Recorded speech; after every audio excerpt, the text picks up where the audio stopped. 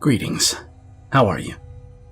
So for a long time, I've wanted to make an Iceberg video, and since I've been covering unsettling Reddit posts, I thought this would be a great place to start. If you aren't familiar with what an iceberg chart is, it's basically a list of items. The top level are things that are well known, and each progressing level after that gets more and more obscure, and oftentimes more disturbing. If you're a fan of my Darkest Reddit Posts videos, you'll love this. The original Iceberg was created by KingSpook, and I removed and added some contributions to that list and felt like I sort of wanted to make it my own, so let me know what you think. Without further ado, let's begin. Level 1. The most well-known stuff. Number 1. That evil farming game. So for some reason, people have a lot of interest in this, but it's always kind of bored me, so I'll go over this one quickly. Basically, if you've ever played games like Harvest Moon, where you're doing a farm simulator type of thing, 4 years ago, somebody posted onto a subreddit called Tip of My Joystick.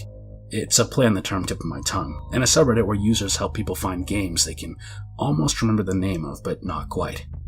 They posted about how they remembered a game that was like Harvest Moon, but with a dark twist. This is what the post said. There was this game I used to have downloaded in about 2006, before I upgraded my computer and lost it. It was a farming Stardew Valley type of game where you murder your wife and then you try to pretend you never killed her, and that was the whole game. Keep farming, and make sure no one finds out that you killed her. There was a fishing minigame, and I specifically remember fishing up evidence of your wife's murder, and then you pass out. Edit. It wasn't pretending to be a kid's game.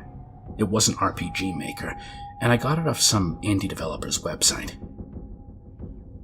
There were screens between each day that showed the date in the game, and one of the characters was an old dude with a white beard.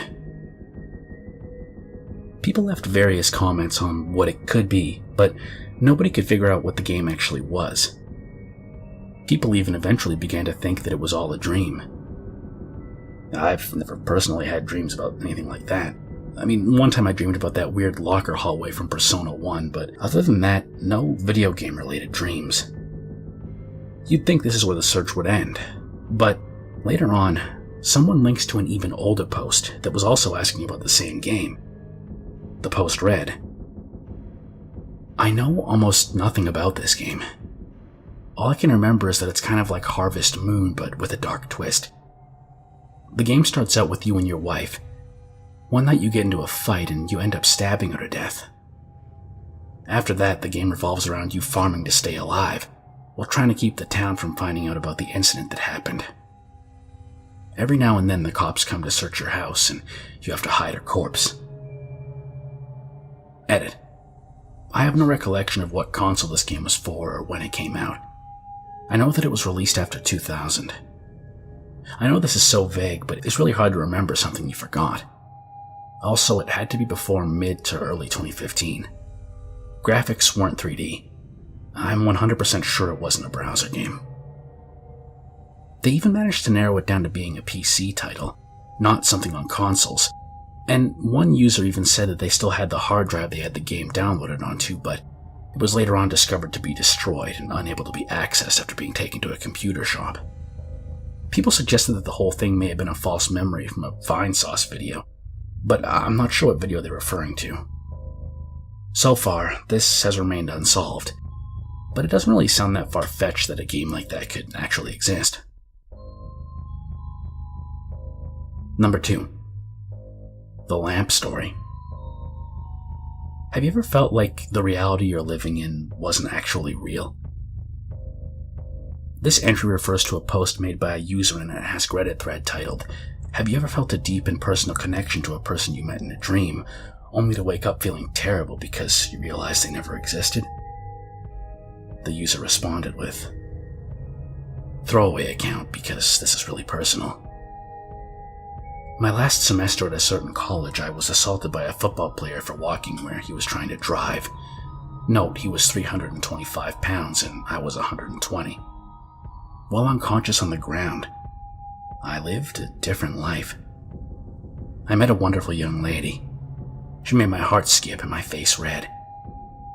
I pursued her for months and I dispatched a few jerk boyfriends before I finally won her over. After 2 years, we got married and almost immediately, she bore me a daughter. I had a great job and my wife didn't have to work outside the house. When my daughter was 2, she bore me a son. My son was the joy of my life. I would walk into his room every morning before I left for work and doted on him and my daughter. One day while sitting on the couch, I noticed that the perspective of the lamp was odd, like inverted. It was still in 3D, but just wrong. It was a square lamp base, red with gold trim on 4 legs and a white square shade. I was transfixed. I couldn't look away from it. I stayed up all night staring at it. The next morning, I didn't go to work. Something was just not right about that lamp. I stopped eating. I left the couch only to use the bathroom at first, and soon I stopped doing that too, as I wasn't eating or drinking. I stared at the lamp for 3 days before my wife got really worried. She had someone come and try to talk to me. By this time, my cognizance was breaking up and my wife was freaking out. She took the kids to her mother's house just before I had my epiphany. The lamp is not real. The house is not real. My wife, my kids, none of that is real. The last 10 years of my life are not real. The lamp started to grow wider and deeper. It was still inverted dimensions. It took up my entire perspective and all I could see was red. I heard voices, screams, all kinds of weird noises. And I became aware of pain. A shit ton of pain. The first words I said were, "I'm missing teeth," and I opened my eyes. I was laying on my back on the sidewalk surrounded by people that I didn't know. Lots were freaking out. I was completely confused. At some point, a police officer scooped me up and dragged/walked me across the sidewalk and grass and threw me face down in the back of a cop car. I was still confused. I was taken to the hospital by the cop. Seems he didn't want to wait for the ambulance to arrive, and given CT scans and other things. I went through 3 years of horrid depression. I was grieving the loss of my wife and children and dealing with the knowledge that they never actually existed.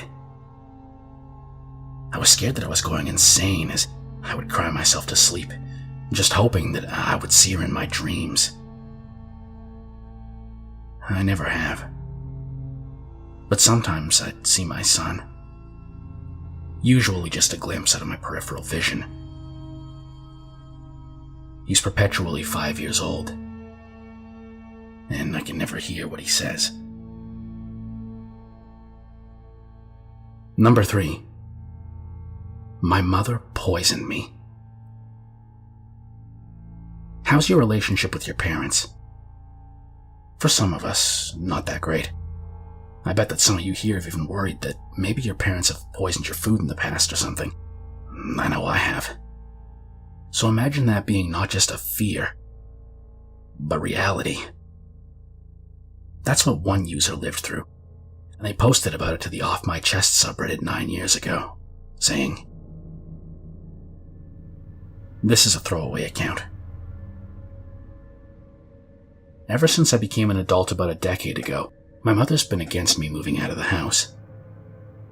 I finally got a job as a line cook 3 years ago.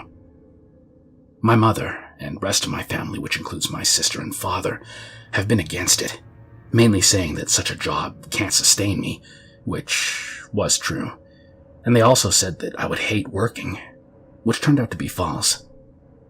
About a year and a half later, I quit due to health reasons. The following spring, I got a new job as a computer programmer. While they seemed supportive at first, my mother and sister, who I lived with, gradually became hostile. Eventually, I moved out of the house. About a month later, I lost my job, and about 3 months later, I moved back home. Everything was cool at first, but as I was getting calls from recruiters and going to job interviews, they gradually became more hostile again, accusing me of being distant and not caring for them. However, they seemed to be very controlling and hateful of the fact that I wanted to move out and wanted a decent job.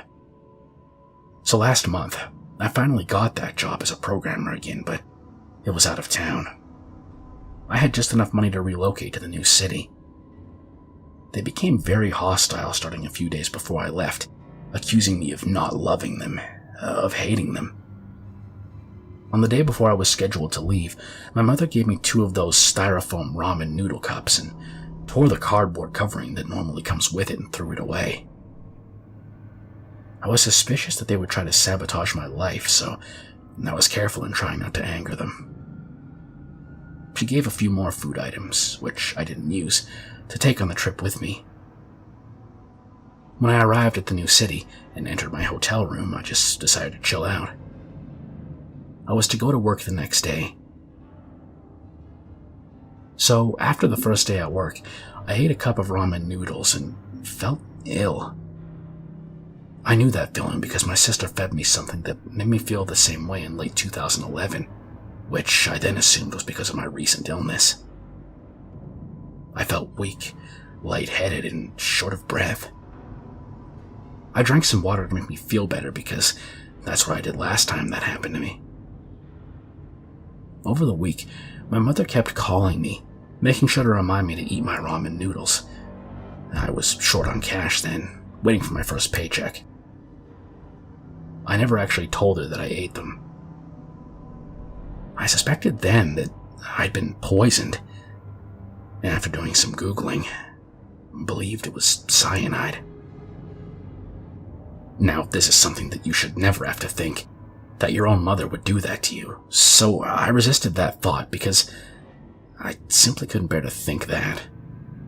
So I went to a website called cyanidetest.com and ordered a kit, and I tried it.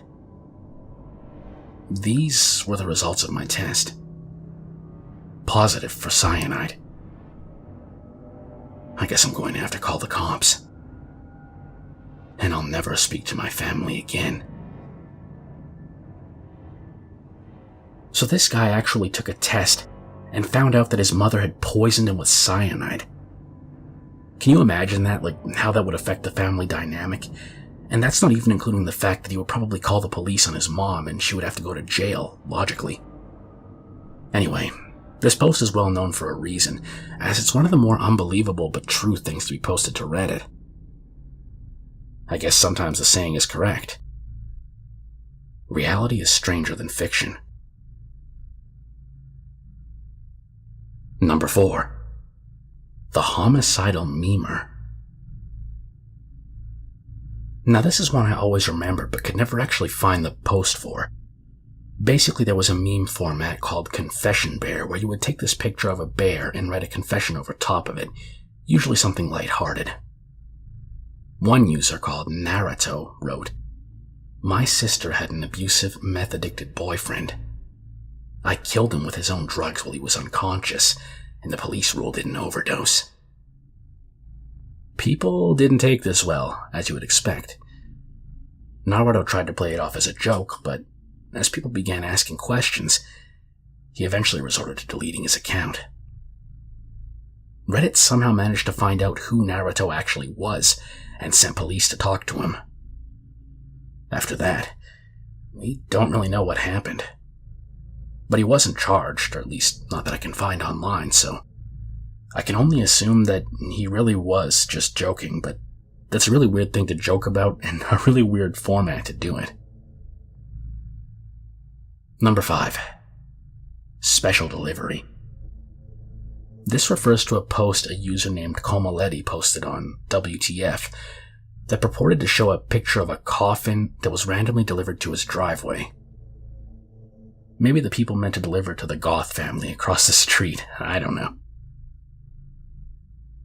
Number 6. The mysterious stores. Are you familiar with that 4chan story about the fake town? Basically, in it, a 4chan user goes to a town but finds that it just doesn't seem right. He finds a McDonald's and orders a McMuffin and coffee, but he gets one of those store-bought English muffins that you get at a Walmart, and then he goes to a hotel and notices that the same people who are at the McDonald's are the people who are at the front desk of the hotel, and every business. And outside, there's an eerie jazz music track constantly playing, and it also seems that despite cars and the town looking populated, he's the only actual person there, aside from the workers. Well, what if the fake town came to you? On the subreddit Too Afraid to Ask, user IcemanThrowaway123 posted, 12 mysterious and identical stores open on my street. What could be happening? He says, I live just outside a big city in what resembles a suburban main street. Like many suburban main streets, retail business has been rough and they've all closed down. After a month of nothingness, suddenly 12, yes, a dozen, identical convenience stores pop up. They look the same, they aim for the same floor plan, they sell the same products, and they all sell them at the same prices. The names are all tiny variations of each other, like Town Name Mart or Market of Town Name, and all clearly bought their signs from the same place, as the fonts, colors, sizes, and shapes are all identical. These stores see pretty much no business that I've ever witnessed, yet have large staff numbers and are surviving way longer than the former stores that closed on the street. When I enter one, they all stare at me while I shop. I don't usually get nervous, but it feels like they're staring threateningly rather than intently. They only accept cash unless you pay like $50, and most of their products are Walmart brand great value stuff being resold for higher prices. Most of the products are expired food stuff. I bought bread from one without checking because I was in a rush, and it turned out that it was over 2 months expired. Upon returning to show them, I found that the entire shelf was expired food. What was even grosser was the dairy cooler, which was stocked with ancient milk products. I'm so confused. I feel like I'm in an episode of The Twilight Zone. What's happening here? Update 1. I stayed late at work and didn't end up going yesterday. Sorry for the swarm of people who did the remind me thing with one day. I'm reading through the comments to determine what to do, if anything at all. Sorry for a less than eventful update, but given how many people were saying I was gonna die, I'm just gonna point out that I'm alive and well. And that was it. In the end, the post didn't really clear anything up. It almost sounds like how people had that idea that mattress stores were some sort of scam or money laundering thing, because there's so many stores that sell mattresses, but you never really see people going to them. Some people suggested that maybe the user was experiencing some sort of mental breakdown or psychosis and it was related to drugs, as the ice in the username IcemanThrowaway123 could be related to drugs. If you've read the book Crank, you'll know what I'm talking about. Anyway, that's pretty much all there is for this one because nobody really knows what wound up happening. Number 6. Flip and Flop. So this one is pretty eerie. There was this user on Reddit called Flip and Flop who made their account and soon after that posted about Datura. Now, for those of you who don't know, Datura is a very powerful drug which can actually kill you if you take too much. People supposedly take it to put them on a terrifying trip, sort of like an acid trip, but the worst possible thing you could do. I'm not really sure why anyone does that, but let's briefly go over this user's posts because they've been covered extensively on YouTube by other YouTubers. So first, Flip and Flop made a post onto the drugs subreddit stating, "Finally got my hands on some Datura. How much should I take?" Users made comments like, "Exactly none," and "Oh man, I did this shit in high school and I'm still scarred from it." OP, are you also young and dumb, or are you just arrogant? That plant is going to take you down a peg if it's the latter. Or the former, to be honest. Now, the user Flip and Flop doesn't actually have that many comments, only 4 or 5, and one of them's been deleted. But one of his comments, responding to another user, said, "Yeah, I know, man. I've been reading about the effects for a couple of days now. It isn't trippy like hallucinogens, but it will make you deliriant. Reading some of the stories about people talking to imaginary people and reading books that don't exist make me kind of want to do it still. The flowers look magical to me." So, despite what people in the comments were telling him, he wound up taking the datura. Later on, he commented, "Google.com, how normal again, stop now." And shortly after that, "Please, these big dog are fighting now, okay?" And that's it. That was the last thing Flip and Flop commented, and there was nothing after that. And it's been 5 years. Nobody really knows what happened to Flip and Flop. Some people assume he's dead, but I'm not sure if that's really the case.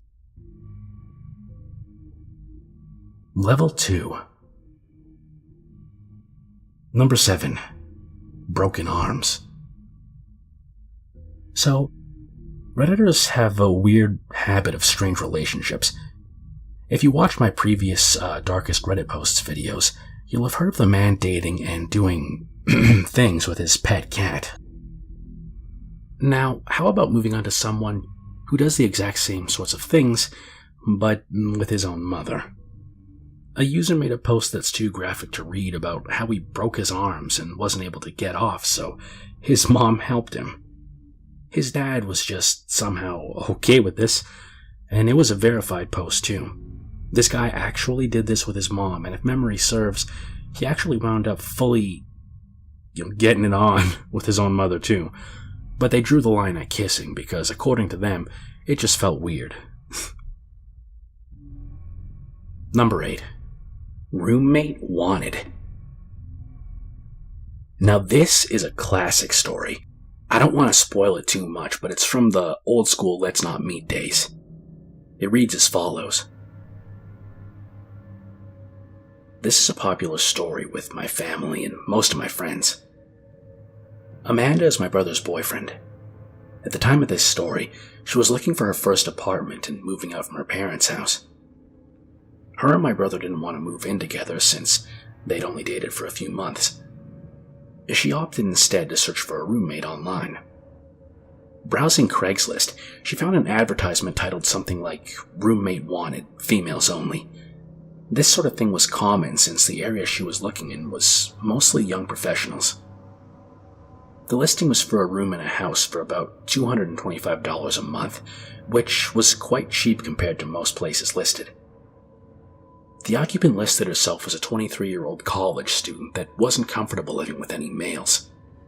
The other roommate would have their own room and attached bathroom. So far, Amanda was into this place. However, the listing only had a single photo from outside the property. Amanda sent an email wanting to meet the occupant and tour the house. Within 30 minutes, she receives an email back with all the details and a time to stop by. The girl worked late hours and wanted Amanda to stop by at 8 p.m. When Amanda arrives, there's a handwritten note on the front door saying, "Door broken, use back door." Walking around the house, it looks nice but slightly unkempt.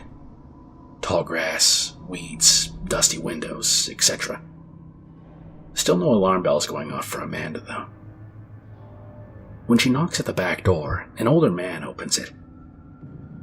At first, Amanda thinks that she has the wrong house, but the man reassures her and says that the occupant, I forget the name, was out, and he was the landlord.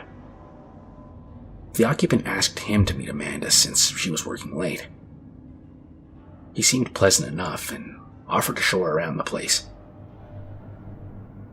Alarms start going off at this point, but aren't at red alert yet. First, the guy was clearly in his 40s, unshaven, and, well, looked like he lived in his car. Also, only the kitchen light was on. As they walked around the house, Amanda noticed one huge red flag. No furniture. Nothing. The landlord was polite about answering questions, but seemed irritable when it came to keeping the lights on for too long, rushing her around and only letting her look at rooms for a few moments. There was a single room that the landlord wouldn't open, telling her that it was the occupant's room and he didn't want to invade her privacy. As they walked down the hallway into the living room, she notices the front door has a plank nailed across it. Broken, for sure. Amanda's creepometer is starting to ding, so she decides to wrap up the walkthrough and leave, but is trying to be polite. As she's giving the guy her thanks for the showing bit, he perks up and states that he forgot to show her the basement. It's recently furnished and would be a great rec room, and she should take a look down there. At the time, Amanda and the landlord are standing in the small hallway between the front living room and the back kitchen. In this little hallway was the basement door. When he opens the door, it opens outward to create something of a barrier between Amanda and the back door. The basement is pitch black. He smiles, motions down the stairs, and says, "Ladies first." What happens next is nothing more than a stroke of luck. Amanda gets a text just as some random person parks in front of the house. Thinking on her feet, she pretends it's a phone call and answers her phone. "Hey, yeah, are you here? I'll come out from around back and let you in. It's great, you have to see it." With a motion of confidence, she excuses herself around the landlord and walks out of the back door. She says the guy just looked at her like he was confused. Once outside, she sprinted to her car and sped like hell out of there. When Amanda got home, she told her mother and my brother everything. Cops were called. They took her statement and they went to investigate. The Craigslist post had been removed. The house had been foreclosed over 6 months earlier, and the property had been abandoned. When the police investigated, they found that the closed room the landlord didn't want her to look into was where the man had been staying. There was a pile of old dirty blankets, rotten food, and empty gallon jugs everywhere. More creepy was that he had plastered ripped up pages from dirty magazines on the walls and on every wall in the room. The really scary part was the basement. The man had tied a thin piece of fishing twine at about shin level across the stairs, about halfway down.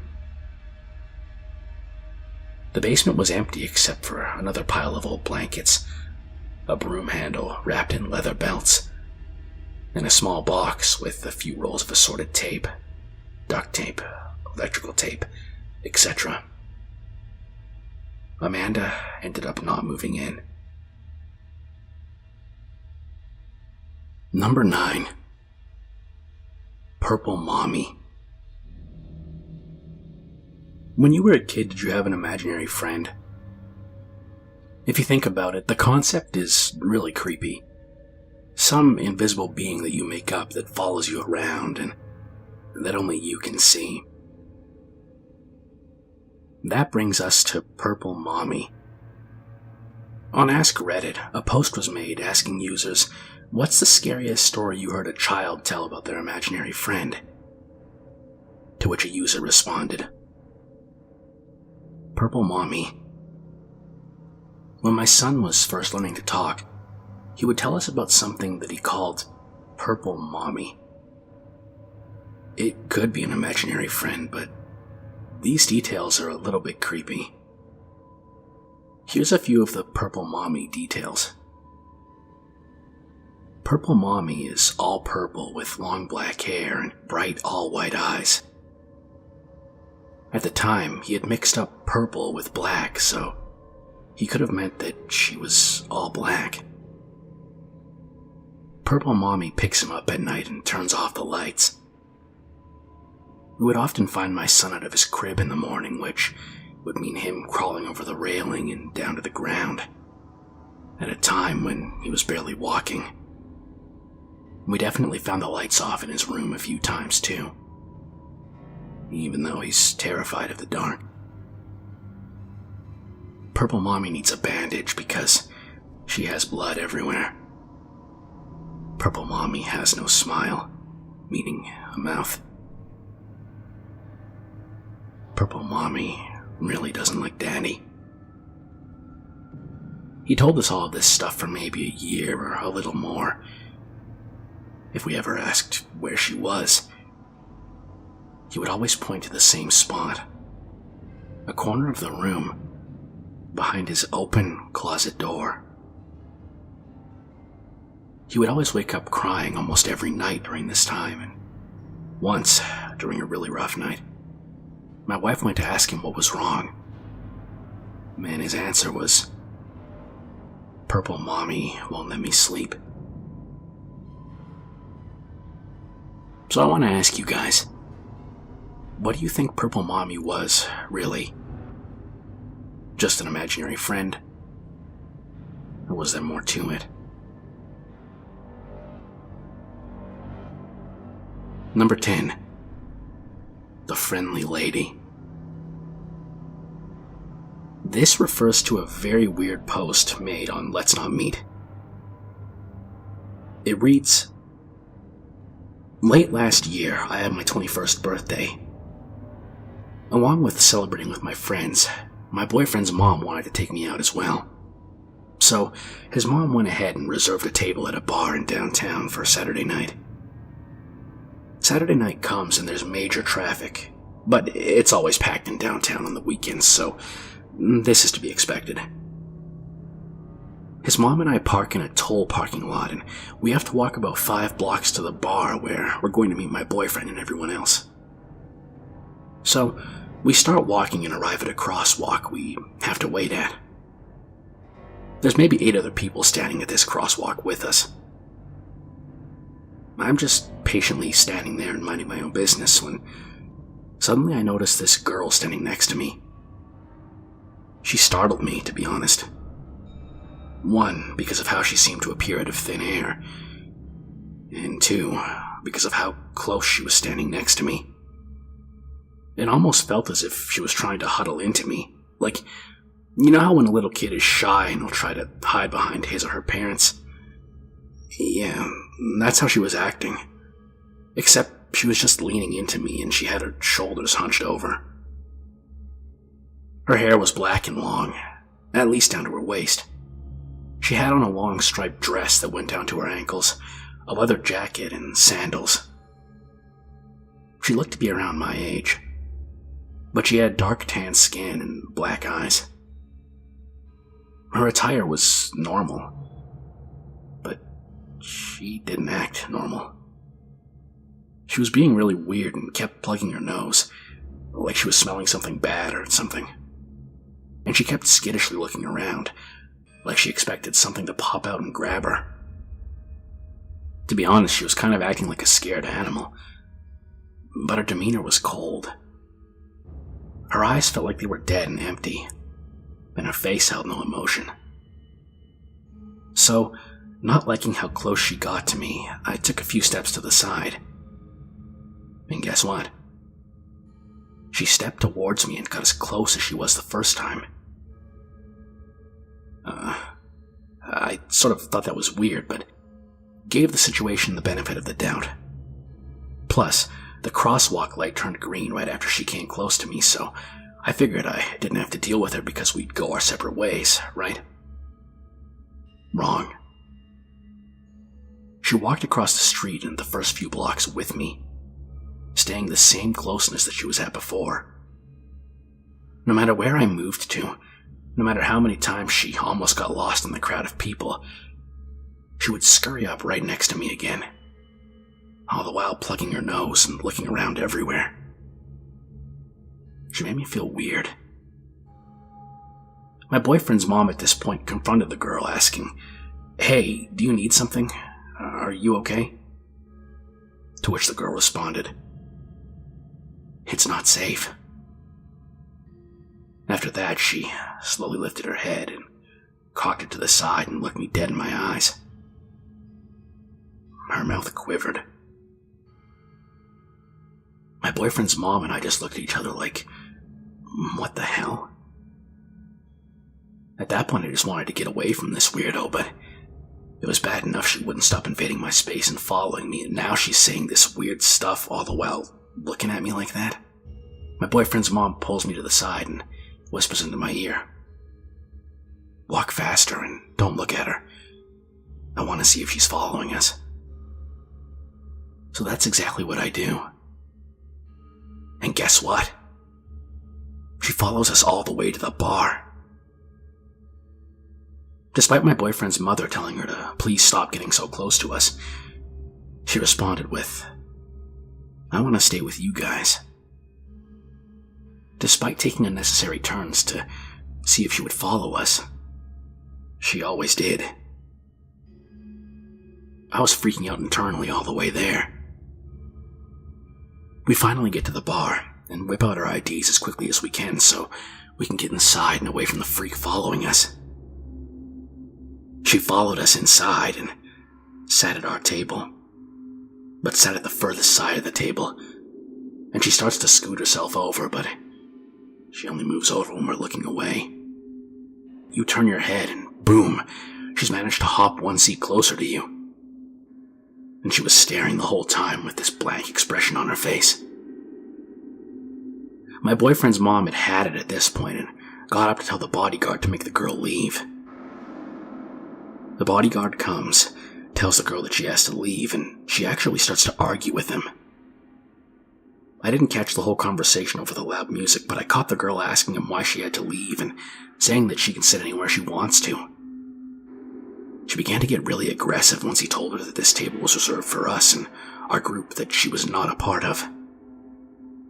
She looked at me with malice before she got up and stormed out, but she didn't leave right away. She stood outside, looking in at me through the open patio at the front of the bar. She wasn't moving and seemed to care less about the hustle and bustle of the people around her, and stood there for about 15 minutes before finally leaving to God knows where. There was just this really bad and dark feeling that I got from her. She made me nervous for some reason, and she just felt wrong. I mean, she was probably just cracked out on drugs, but it was super creepy, and I hope to never see her again. Number 11. Surveillance. The user had originally posted this on No Sleep before being informed that No Sleep is for strictly fictional content, so they moved it over to Let's Not Meet. The post reads as follows. So, first of all, I only just discovered this subreddit today, which reminded me of something that happened to me in 2008. This was a huge thing to my friends and family, but I didn't really talk about it back then as it scared the hell out of me. But it was a while ago, and it's a really well-known and creepy story amongst myself and my friends and family, and I think I might as well share it because it's admittedly terrifying. I was living with my parents and sister in Brisbane, Australia at the time, 2008, which made me 19. I remember my dad just got Foxtel, and only the TV in the lounge room could use the cable box, but I really wanted to somehow get the cable in my room without paying $99 or whatever for a brand new box. So Dad one day went out and bought an AV transmitter receiver. It was basically a two-piece bit of hardware where you could plug this tiny box into the cable TV in the lounge room, and it would transmit a video signal to the receiver connected to the TV in my room. So one Saturday, I decided to connect it. My younger sister, 16 at the time, was the only other person home at the time, and upstairs in her room. My room was downstairs. I opened the box and connected it up. At first I was going back and forth trying to get the cables right and get the channel right, etc., but was having no luck. Until I finally got something. I remember just sitting there and something started fuzzing in. This is where things start to feel like a horror movie. I remember thinking, oh, here we go, and waiting for the picture to come in clearly. As it started fuzzing in, I remember that this whole time, the cable set top box wasn't even on, and that's why it wasn't working the entire time. But then why was I getting a signal? It seemed to hit me all at once as I realized the box was off. The picture fuzzed in, and I saw a bed. Here was the first picture I took. I freaked the hell out as, at first, I thought it was my bed. I had recently seen Saw 2, and I remembered the scene where the woman turns on the TV and it's a camera filming her in her apartment. That's the first thing I thought of. I sprinted upstairs to my sister, absolutely terrified. I told her to come down and take a look. She came down and we both realized it wasn't my bed. We didn't know whose bed it was or how I was getting the signal. Obviously, it was the AV receiver picking up a camera signal, but we were just so confused as to who or what it was for. Eventually, my parents came home, and we concluded that it had to have been a neighbor or someone living close by for us to be receiving the signal. We waited until around 6 p.m., and then someone came into the room. My dad recognized it as one of our neighbors. We still didn't know what the camera was for, but we assumed it had something to do with fidelity. Either his wife or he had it set up to watch the other and see if they were cheating. Either this or it was to tape themselves doing it. We entertained the idea that he was a murderer and would film himself murdering people in his room, but it was just to freak each other out. We'd always make jokes about how one night we'll turn it on and it'll just be his face with clown makeup on staring into the camera and waving, and then him walking out of the bedroom with a knife. That obviously never happened. But what did happen was still creepy. We connected to this signal for over a week, but after a few days the novelty kind of wore off. We felt a bit weird watching it and just resigned to the explanation that it was to catch his wife cheating. Until one day, we turned it on and realized what we had discovered. Our neighbors were having a bunch of renovations done to their house. During weekdays, they would be out and there would be workers at the place pretty much all day. It had been like this for over a month. We started watching the feed and saw a man walk into their room. It was the plumber that had been there regularly for the renovations. We didn't think anything of it until he started opening drawers. I called out to my mom, who was the only person home at the time, and we started watching it. He started getting the wife's underpants and sniffing them. At first we were like, oh my god, that's embarrassing. He's being filmed. Will the neighbors see this somehow? But then what happened next was truly terrifying. He slowly walked over to the camera and looked right down the lens. We were convinced that he knew we were watching. Mom immediately called Dad, and I kept watching the video. He started fiddling with it and then put it back down. I told Mom that I don't think he knew we were watching, but he was definitely the guy who put the camera there. Dad came home, and by this time the plumber had left. Much to Mom's pleading, Dad went over to the neighbors to tell them what we saw. Mom wanted to completely stay out of it and was terrified, understandably. When we told the neighbors, they had no idea what we were talking about.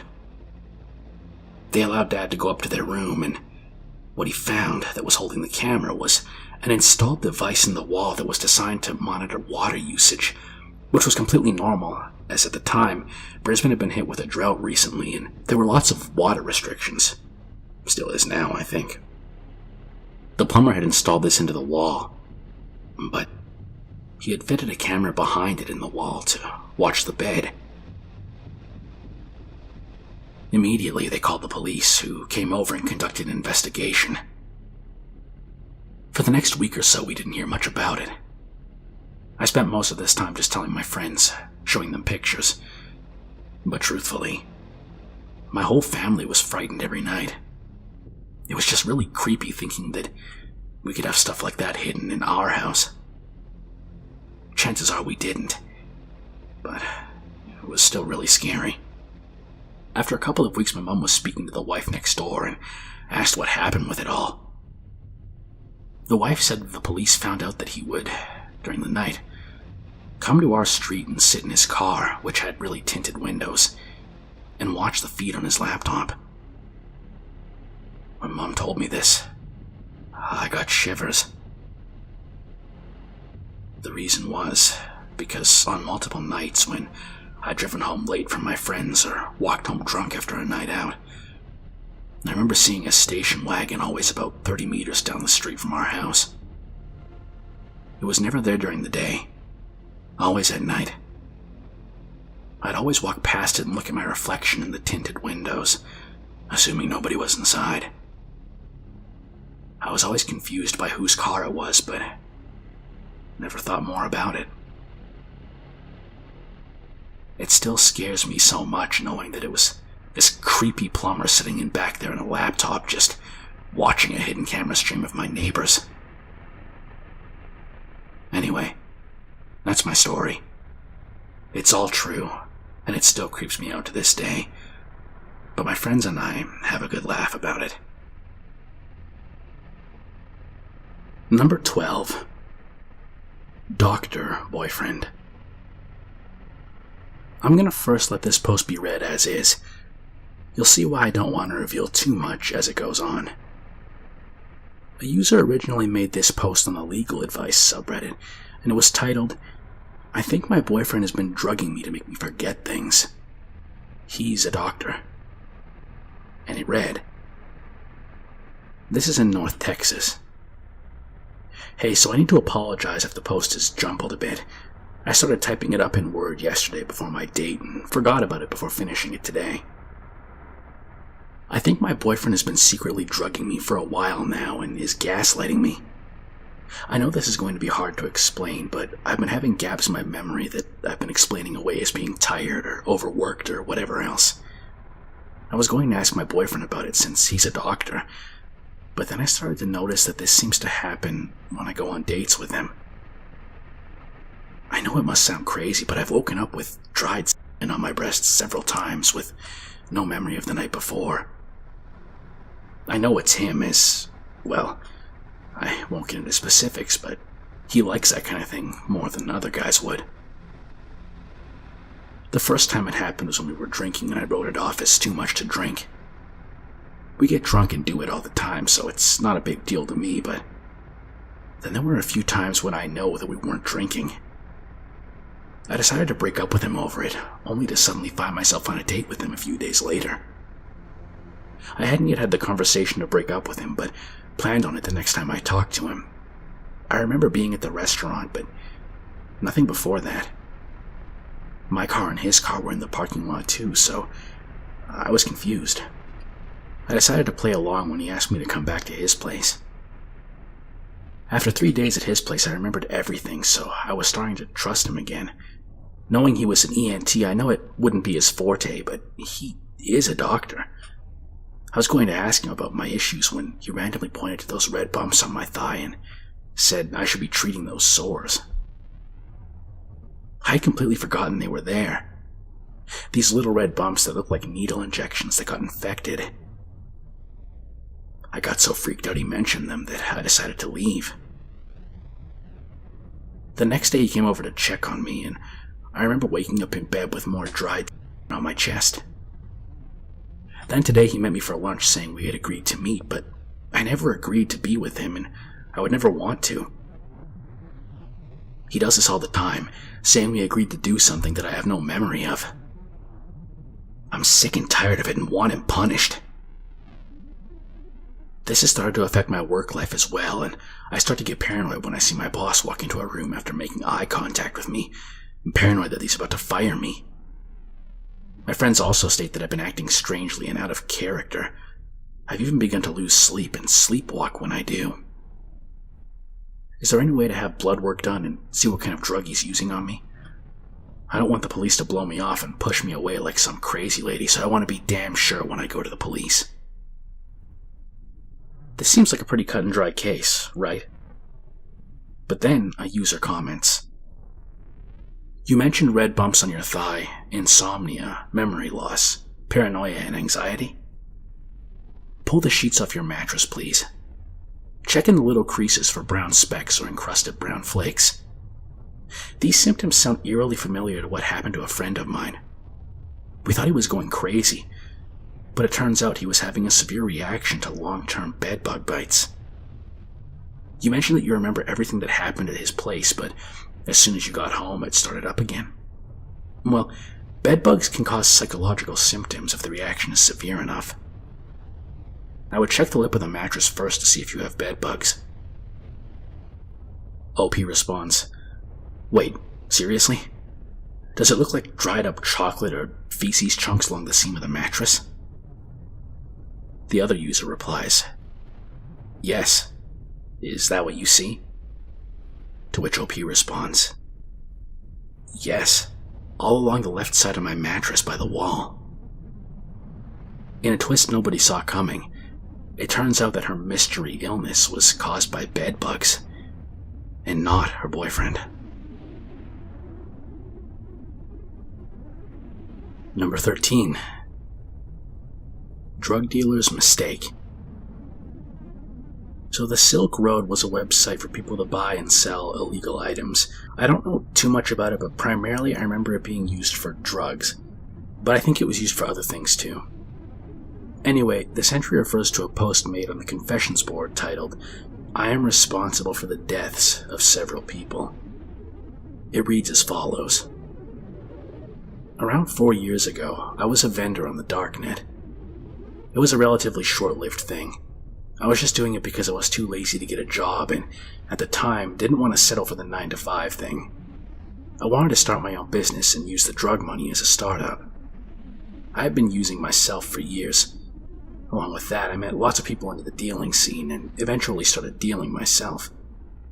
I have a lot of anxiety though, so I hated meeting up with people in parking lots, and I definitely didn't want anyone to know where I lived. That's when I read about the Silk Road and Ross Ulbricht being caught. Got obsessed with the idea of it. Got obsessed with learning OPSEC, and all with the goal of eventually using my connections to start up my own store. Well, after a couple of months, I did. I started my store with 3 drugs. Ketamine, meth, and some outdoor weed my buddy was getting for super cheap. All was going good for a few months. I had a couple thousand get stolen in an exit scam, but I had about $25,000 saved at that point, so it didn't ruin my life like a few vendors I know of. Eventually, I met a local connect that came into town only once a week, but he had anything I wanted. Mescaline, LSD, mushrooms, PCP even, and fentanyl. At the time, people weren't really cutting heroin with fentanyl. I mean, I'm sure people did plenty, but it was not nearly as commonplace as it is now.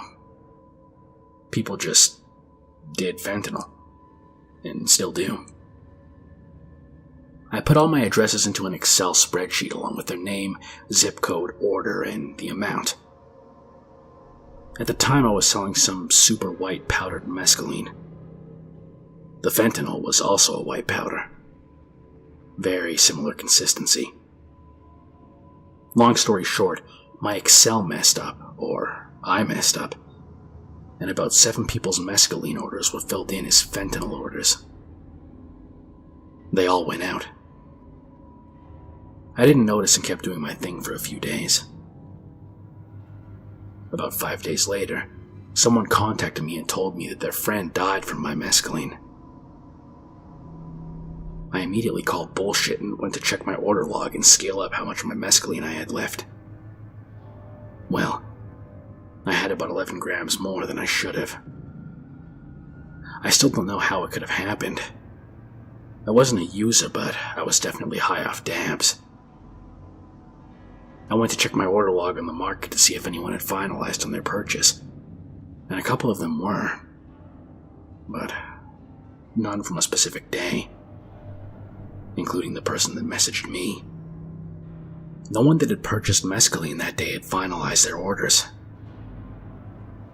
The market I was on also had a feature to see the user's last activity, and none of them had logged in at least 3 days.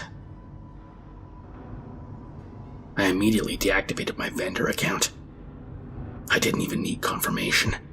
I knew what had happened. I knew that I just killed several people. I sold the rest of my drugs, converted my Bitcoin to cash, and moved the fuck away. Didn't speak to anyone for weeks. I found a job in a restaurant, living in a city I always wanted to. I haven't touched drugs since that day. I haven't had anything to do with that life since then. I still think about them every night. I saved their names and Googled them a few days later. I was able to find info on 4 customers that definitely died. One customer shared it with a friend. They both died. I don't know why I'm even posting this. Mainly because I have no one to tell, and even if I did, I don't think I could. I spend my days sober, clocking into work, clocking out of work, coming home, and playing video games. I'm a complete recluse. People I used to know have distanced themselves immensely. And I know it's because I'm a shell of my former self. I can't help it. Could I even tell a therapist about this? I don't feel like I deserve to be alive. Am I really living at all, anyway? I don't even know anymore. Maybe this will help me feel better. People made interesting comments like, now that's a confession. And I mean really, but the weird thing is that he kind of put the blame on Excel and not him when he said that he was high on dabs when he did that. So, yeah. In terms of just messed up confessions, this has to be up there. Though there is one more like that on this iceberg later on.